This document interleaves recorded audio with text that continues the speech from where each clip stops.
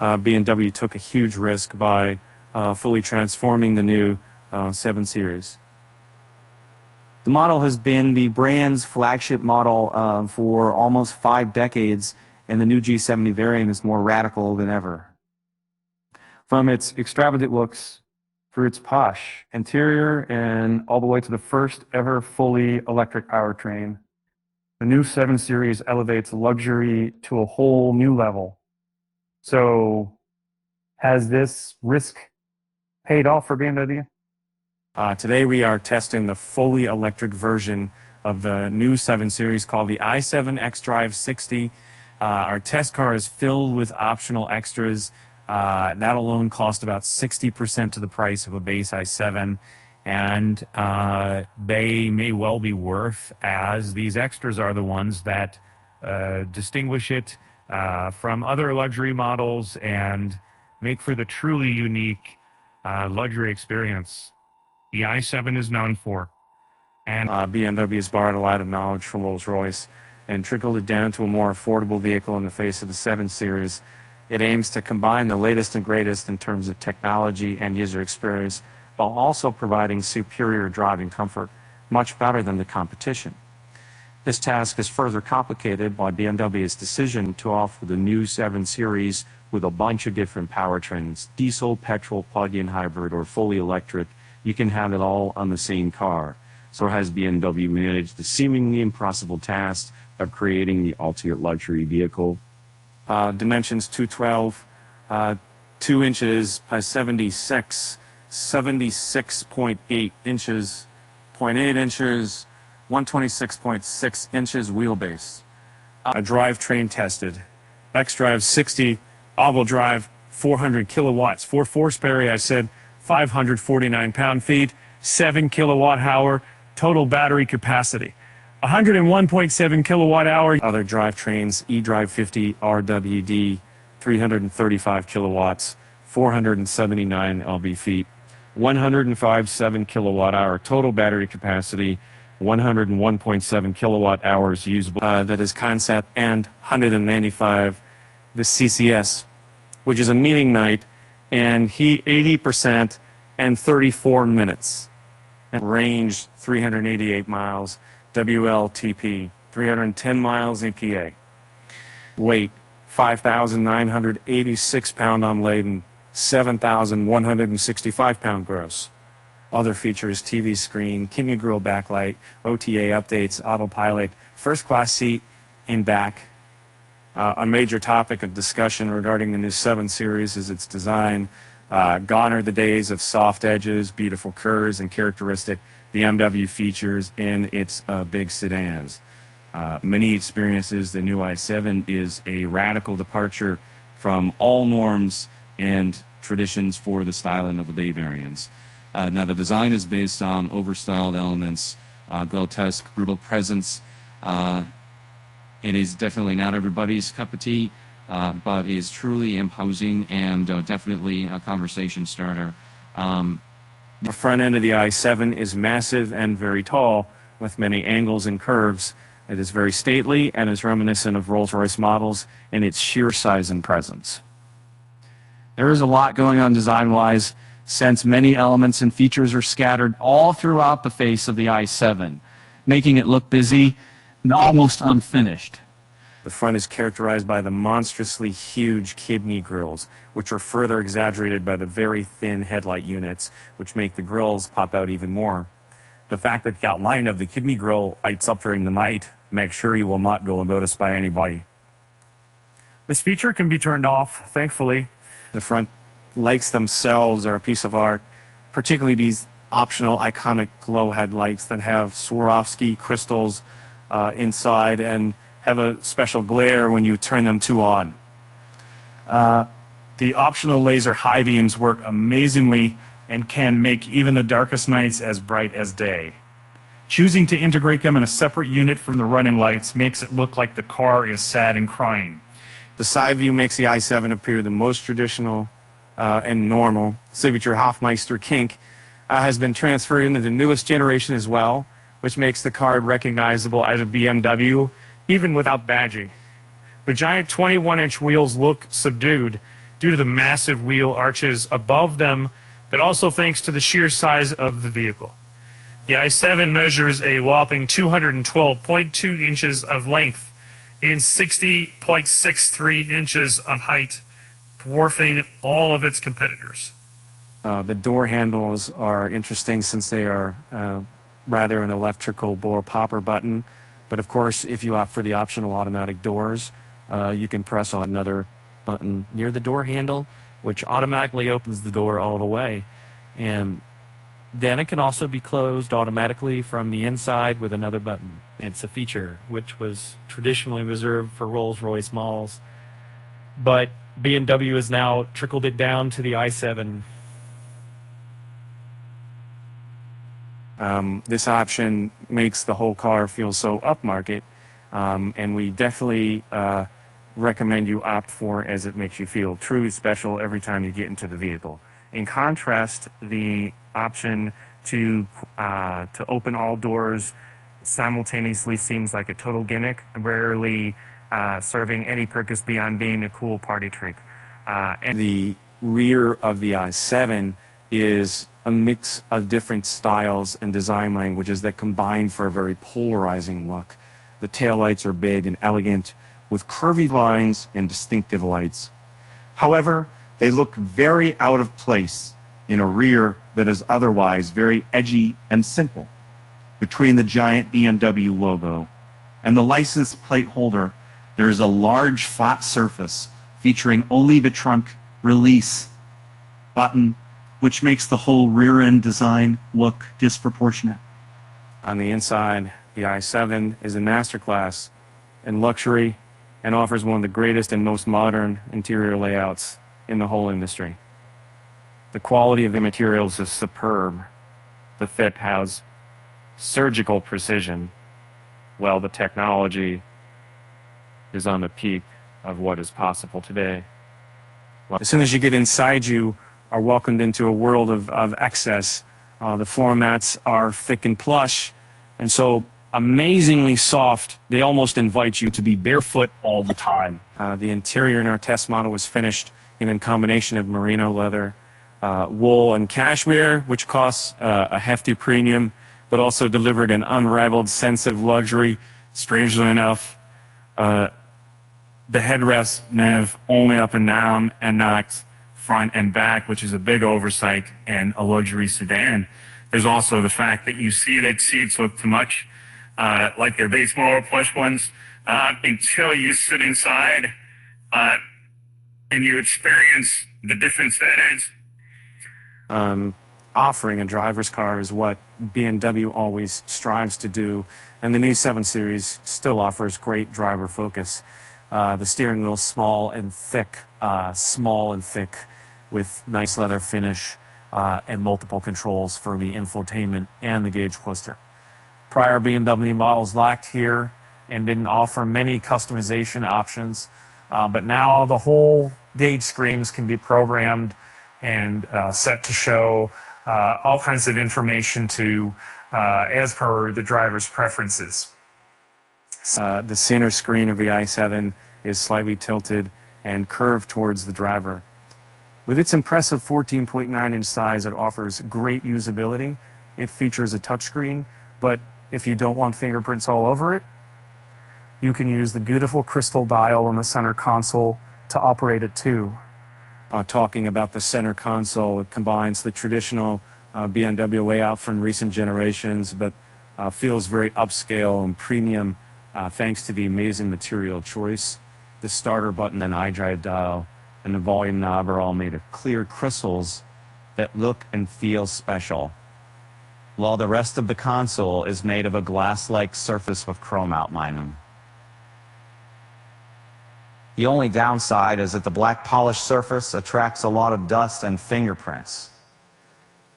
In front of the console, there are 2 separate cup holders with individual covers which add to the poshness and excess of the interior. There's also a small storage space with wireless charging in their vicinity, but as usual with charging pads in cars, it provides slow charging and mostly heats up in the phone. An unusual decision in the interior is the presence of a giant light bar that spreads across the entire front, starting from one door and going all the way to the other, all at the level of the steering wheel. On the doors, it integrates the seating controls. While on the center section below the infotainment, it contains some climate controls, the glove box opener, and the hazard lights. The whole panel lights up in different colors and is made of crystal glass, giving the i7 a very vibe. Mentioning the hazard lights, we have to say making our button a touch-sensitive one with almost no haptic feedback has to be one of the worst decisions in the public entire industry. After all, it operates a feature that should warn others in traffic about a potential emergency. And we had trouble pressing it precisely a few times during our test, which is acceptable and borderline dangerous.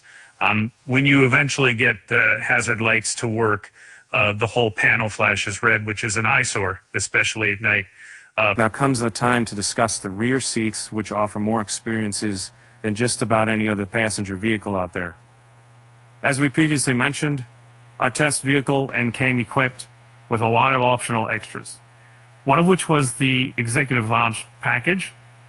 It is a pricey option, which adds heated, cooled, massaged, and reclining back seats with a 7-notch console and the industry first 31.3-inch TV screen for the rear passenger. So riding in the back turns into an amazing experience. You can recline your seat, fold the front passenger one all the way and comfortably rest and laying down while watching something on the giant TV. All this is possible with the press of 2 buttons. One folds down the seat, while the other adjusts the seats. It's buttons to control the seats, monitor, and all other features of the vehicle are on the door on both sides. The 5.5-inch touchscreen displays control for a vast array of functions, but the placement of the screens is not the most ergonomically optimal. You have to significantly tilt your head while sitting, and your arms should be placed on the door in order to access the controls. This may prove especially uncomfortable for people whose dominant hand is the one away from the door. Another significant problem with the rear seat entertainment is the fact that if the driver and or the passenger are taller and have their seat back, the big theater screen cannot unfold. This is oversight that could force tall chauffeurs to sit in a less than ideal position if the passengers are to get the proper luxury experience. On the upside, the i7 is great for tall people as it provides excessive amounts of space. Our 1.95 meters, 6'4" and taller viewer fits effortlessly both around back in the front seat with plenty of headroom and legroom left. The storage of the i7 is okay for a big sedan.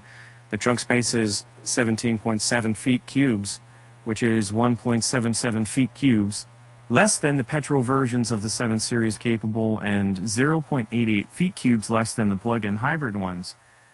There is also a small storage space below the main trunk floor and a ski pass-through, but the seats don't fold at all. BMW firmly believes nobody uses a frunk, and therefore none of its models have one, including the i7. We disagree, though. It would have been a good addition for extra storage. Driving the i7 can be one of a number of different experiences, depending on the drive mode you select. It's important to note that no matter the mode, you are always driving in absolute silence and feel as if you are in a cocoon gliding over the road surface. The insulation is so good that it blocked the satellite connection of our race box measuring device. The i7 it is set to be in comfort mode as a default, which is a nice and balanced setting for daily use that most people would probably stick to, that delivers power smoothly without being too aggressive or too sluggish. The damping is soft and the steering is vague, which is just about expected for daily usage of a big luxury sedan. On the other hand, If you want the ultimate chauffeur-driven experience, the efficient mode takes things up a notch. It cuts power significantly to eliminate the risk of sudden, hard accelerations. The steering becomes even lighter. Combine that with the softest suspension setting and potentially turning on theater mode, and you got the recipe for the most relaxed transportation. If you want to be a little sportier and go quicker around some back roads, you select Sport, and the vehicle becomes as alive as a behemoth of its caliber. You can get the i7 steering becomes sharper, although it still carries on some vagueness. The gas pedal becomes way more responsive too, and the 544 horsepower, start counting, is nowhere near a proper sports car, but has enough spirit to put a big smile on your face. Another unique option the i7 offers are the 2 art modes, which don't correlate to the ride, but to the atmosphere inside the vehicle. You get motor art displayed on all the screens inside the vehicle and extended to all the lighting. The temperature, massage, and sense inside are also changed to make for a truly immersive experience. If you want the i7 to drive itself while you enjoy the luxury of the interior, you can freely do that on the highway, but you still need to pay attention to traffic. The i7 has all kinds of assistants and helpers which make the ride as easy as possible. Technology is put on a pedestal in the i7, designers cramming as many high-tech features as they could think of inside the cabin. The gauge cluster is fully digital and can show all kinds of data. You can change the graphic on the speedometer, choose what kind of car information to be today and shown, if you want a simplistic readout, or if you want the whole gauge cluster to be a map, you can have it all. And an amazing addition of the gauge cluster is the virtual camera navigation assistant, which portrays an image from the front camera and layers exact instructions where you need to lift or turn or make an exit, so that you never misunderstand what your GPS instructions are. It shows them in real life and makes driving much easier and simpler. The center screen uses BMW iDrive60, which works mostly great, except for some small issues. Since we have the i7 on a hot summer day with 97 degrees Fahrenheit, outside it once overheated and stopped working. And also, Apple CarPlay refused to work for most of the time we had the car, even though it never displayed an actual error craps to let us know if something was wrong. Not huge issues perhaps, but they certainly make us question the reliability you can expect in the long-term usage. The Alt Assistant is very quick and responsive and offers a huge number of options and settings. Some of the most notable ones include the automated features, which will remember your habits and prepare for them in advance. You can prepare the battery pack for charging fat, or even use the i7 as a personal assistant. You can also enjoy different online features like YouTube, internet browser, or Amazon Fire TV. The rear seat occupant gets a wide variety of live-enacing features too.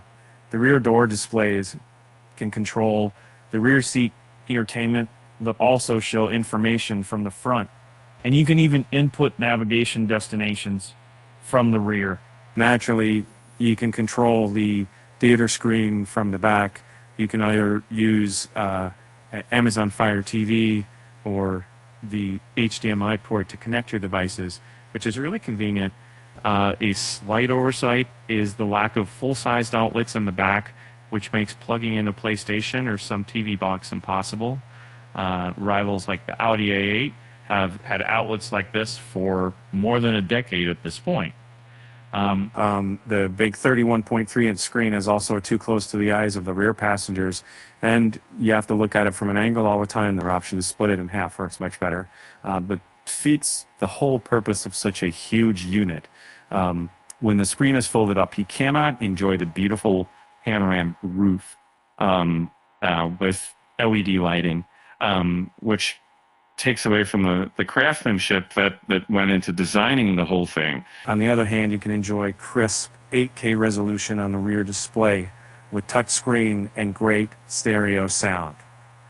When you enter theater mode, all the curtains close creating a nice and cozy setting, much like in a cinema. The audio system in a test vehicle was the famed optional diamond surround sound system from Bowers and Wilkins with 35 speakers.